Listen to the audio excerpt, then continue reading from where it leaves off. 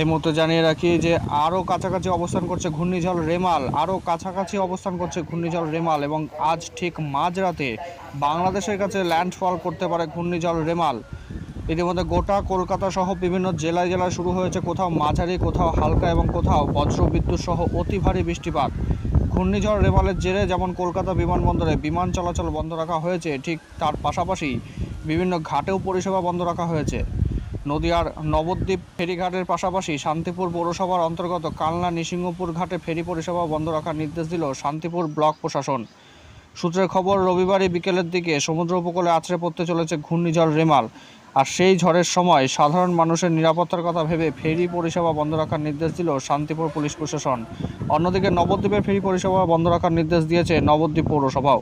যদিও নৃসিংহপুর ঘাটে এখনও ফেরি পরিষেবা চালু থাকলেও অবিলম্বে তা বন্ধ করে দেওয়া হবে বলে আশ্বাস দিয়েছেন এলাকাবাসীরা। নদিয়া থেকে সুদীপ বিশ্বাসের রিপোর্ট, বেঙ্গল টুডে 10। আকাশটা মেঘলা মেঘলা, হ্যাঁ আকাশ মেঘলা মেঘলা, ঝোড়ো হাওয়া চলছে এবং মানুষ আতঙ্কে আছে, কখন কি হয় মানুষ খুব দুশ্চিন্তে আছে। এটা তো নৃসিংহপুর ঘাট, এখানে তো একটা ঘাট পারাপারের একটা ব্যাপার হয়েছে, এখনো কি ঘাট পারাপার চলছে? হ্যাঁ, ঘাট পারাপার চলছে এবং মাইকিং করছে, যে কোনো সময় ঘাট বন্ধ হয়ে যেতে পারে। মানে আবহাওয়া খারাপ দেখলে বা ঝড়টা যদি আসতে পড়ে ঘাট সঙ্গে সঙ্গে বন্ধ করে দেবে, ঘাট প্রশাসন সচেতন আছে। আপনারা তো গঙ্গাপাড়ের মানুষ, কতটা আতঙ্কে রয়েছেন? আমরা মোটামুটি আতঙ্কে আছি। তাতে কি ক্ষতি হতে পারে বলে মনে করছেন? ক্ষতি হতে অনেক গরিব মানুষের ঘর দুয়ার ভেঙে যেতে পারে, এবার মানুষ হয়তো পরিস্থিতি গাছপালা ভেঙে অনেক কিছু ক্ষতিও হতে পারে, যা পরিস্থিতি। শান্তিপুর প্রশাসন থেকে ব্যবস্থা রয়েছে, মাইকে অ্যানাউন্স করছে ওনারা যে কোনো মুহূর্তে ঝড় উঠবে। ঠিক আছে, আমরা আবহাওয়া দেখে বুঝতে পারছি যে যারা জলের উচ্ছ্বাস উঠবে এবং মানে পারাপার হওয়া মোটামুটি অনেকটা বন্ধ হয়ে গেছে। ঠিক আছে, যারা মানে আর্জেন্ট মানে পারাপার না হলে না তারাই আসছে। ঠিক আছে, এখনো কিন্তু ঘাট পারাপার চলছে না, এখনো মোটামুটি অনেকটা কমে গেছে ঘাট পারাপার, সেরকম মানুষজন নেই। মানে একটা ভয় ভয় ব্যাপার যে কতটা ঝড় মানে বেগে আসবে, সেই নিয়ে এখন মানুষ চিন্তিত আছে। প্রশাসনের পক্ষ থেকে কি কি ব্যবস্থা রাখা হয়েছে? ভালো ব্যবস্থা আছে, তারা মাইকে অ্যানাউন্স করছে প্রতি মুহূর্তে যে আপনারা ঘাট মানে সরে যান। ঠিক আছে, ঘাট থেকে সরে যান বা পারাপার বন্ধ হয়ে যাবে, এটা আলোচনা করছে। আপনারা তো গঙ্গাপাড়ের মানুষ, কতটা আতঙ্কে রয়েছেন? আমরা অনেকটাই আতঙ্কে রয়েছে, যে কোনো মুহূর্তে আসবে।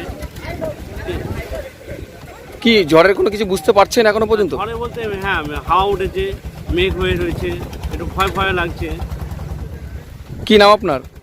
না, আপনারা হয়তো ইতিমধ্যে দেখতে পাচ্ছেন যে ওয়েদারের যে অবস্থা, তাতে করে ঝড়ের যে একটা নমুনা আমরা অলরেডি বুঝতে পারছি। তো সেই হিসাব করে আমাদের নৃসিংহপুর কালনা যে ফেরিঘাট আছে, খুব এমার্জেন্সি ক্ষেত্রেই চলাচল হচ্ছে এবং যে কোনো মুহূর্তে এটা বন্ধ হয়ে যেতে পারে।